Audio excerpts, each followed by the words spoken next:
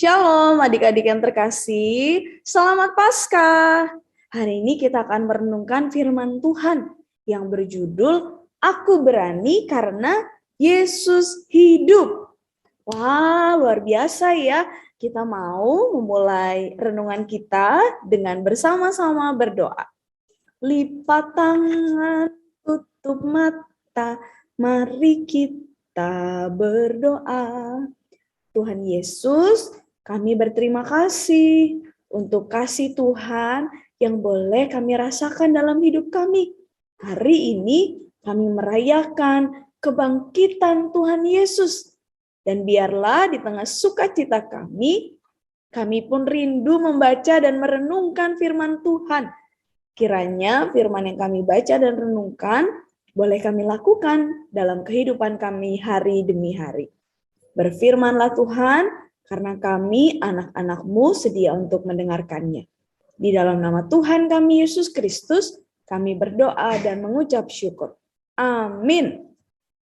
Adik-adik, kita akan memasuki pembacaan Alkitab yang diambil dari Injil Lukas pasal 24, ayatnya yang pertama hingga ayatnya yang ke-12. Injil Lukas pasal 24, ayat yang pertama hingga ayat yang ke-12. Kak Titin akan bacakan bagi setiap kita ya. Tetapi pagi-pagi benar, pada hari pertama minggu itu, mereka pergi ke kubur, membawa rempah-rempah yang telah disediakan mereka. Mereka mendapati batu sudah terguling dari kubur itu. Dan setelah masuk, mereka tidak menemukan mayat Tuhan Yesus. Siapa mereka di sini adik-adik? Mereka di sini adalah perempuan-perempuan yang datang pergi ke kubur Yesus. Ternyata pintu kuburnya tadi sudah terbuka. Lalu Tuhan Yesus tidak ada di dalam kubur tersebut. Sementara mereka berdiri termangu-mangu karena hal itu, tiba-tiba ada dua orang berdiri dekat mereka, memakai pakaian yang berkilau-kilauan. Nah, kalau kita lihat dari gambar ini, di luar ketika perempuan-perempuan itu mau masuk, ada cahaya yang sangat terang sekali. Mereka sangat ketakutan dan menundukkan kepala mereka. Tetapi kedua orang itu berkata kepada mereka, "Mengapa kamu mencari Dia yang hidup di antara orang mati? Ia tidak ada di sini. Ia telah bangkit. Ingatlah apa yang dikatakannya kepadamu ketika ia masih di Galilea." Adik-adik, perempuan-perempuan itu merasa takut karena mereka bertemu dengan dua orang malaikat yang berkilauan, yaitu bahwa anak manusia harus diserahkan ke tangan orang-orang berdosa dan disalibkan, dan akan bangkit pada hari yang ketiga. Maka teringatlah mereka akan perkataan Yesus itu. Dan setelah mereka kembali dari kubur, mereka menceritakan semuanya itu kepada ke-11 murid dan kepada semua saudara yang lain.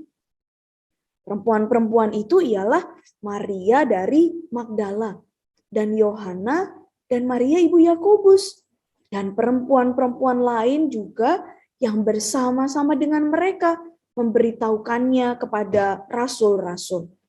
Tetapi bagi mereka, perkataan-perkataan itu seakan-akan omong kosong, dan mereka tidak percaya kepada perempuan-perempuan itu.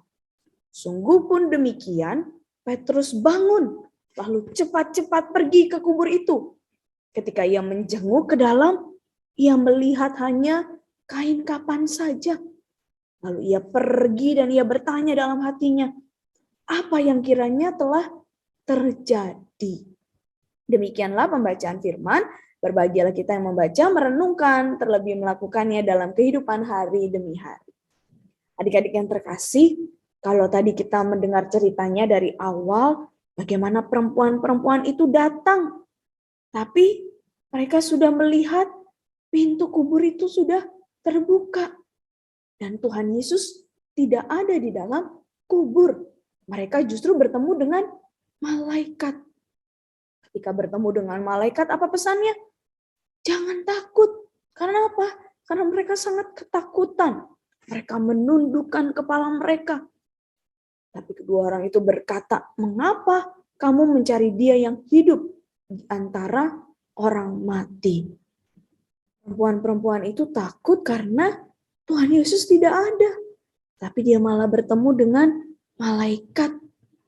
Kita biasanya juga merasa takut.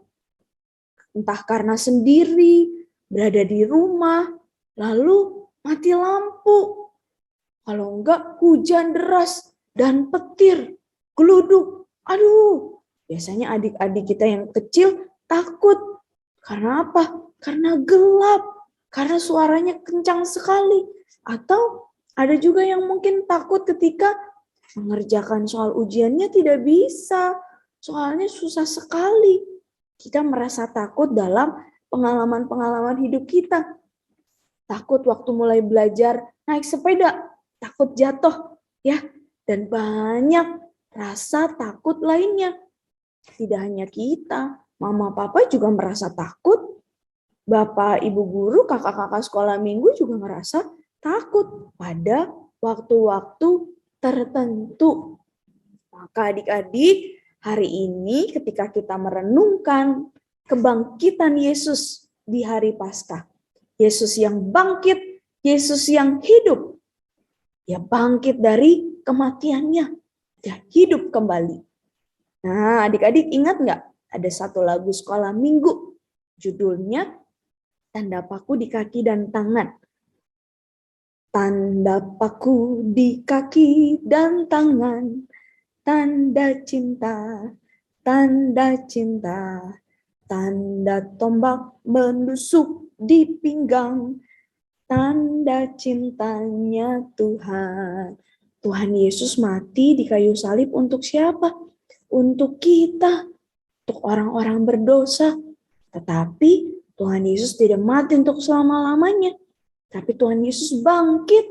Tuhan Yesus hidup kembali. Karena apa? Karena Tuhan Yesus mengasihi setiap kita anak-anaknya.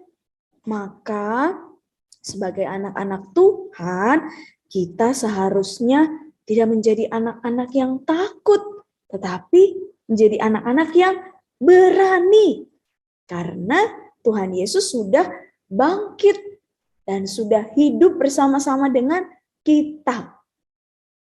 Tuhan Yesus yang bangkit dan hidup menyertai kita. Waktu sedih, waktu senang, waktu takut, Tuhan Yesus menyertai kita. Ada lagu sekolah minggu ya.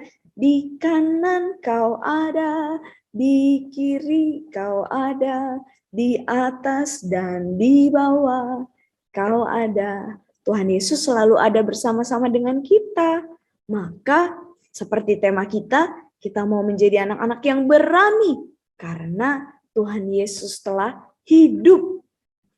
Nah, adik-adik, pesan yang terakhir untuk setiap kita di ayat yang 9, setelah mereka kembali dari kubur, mereka menceritakan semuanya itu kepada ke-11 murid dan kepada semua saudara-saudara yang lain. Ketika orang-orang itu tahu, perempuan-perempuan itu tahu bahwa Tuhan Yesus sudah bangkit, mereka tidak menyimpannya sendiri. Mereka menceritakan kepada banyak orang. Kita juga perlu menceritakan kepada banyak orang bahwa Tuhan Yesus sudah bangkit, bahwa Tuhan Yesus hidup. Ya, kita dipanggil untuk menjadi saksi. Menjadi saksi bagaimana ya Kak Titin? Pertama, dengan melayani Tuhan. Bersaksi bisa lewat perkataan kita, lewat talenta kita. Ya, hari ini ada yang membaca Alkitab, ada yang bernyanyi. Kita mau melayani Tuhan. Menjadi salah satu tanda kita mengasihi Tuhan. Kita mau menjadi saksi Tuhan. Yang kedua, kita hidup sesuai dengan firman Tuhan. Baca kitab suci, doa tiap hari kalau mau tumbuh. Kita membaca Alkitab, kita merenungkan firman Tuhan, tapi juga melakukannya dalam hidup kita. Hari ini kita belajar dari perempuan-perempuan yang datang ke kubur Yesus yang awalnya merasa takut menundukkan kepala mereka. Tapi akhirnya mereka berani untuk menjadi saksi. Mereka berani untuk melayani Tuhan. Karena Tuhan Yesus sudah bangkit, Tuhan Yesus sudah hidup, dan sudah menebus dosa setiap kita. Tuhan Yesus memberkati. Hai adik-adik, renungan kita sudah selesai. Tadi aku dengerin firman Tuhan loh. Oh iya, tadi Tina sama-sama Kak Titin duduk di sini dengar firman sama-sama. Tina ingat nggak tadi Kak Titin bilang apa di renungannya?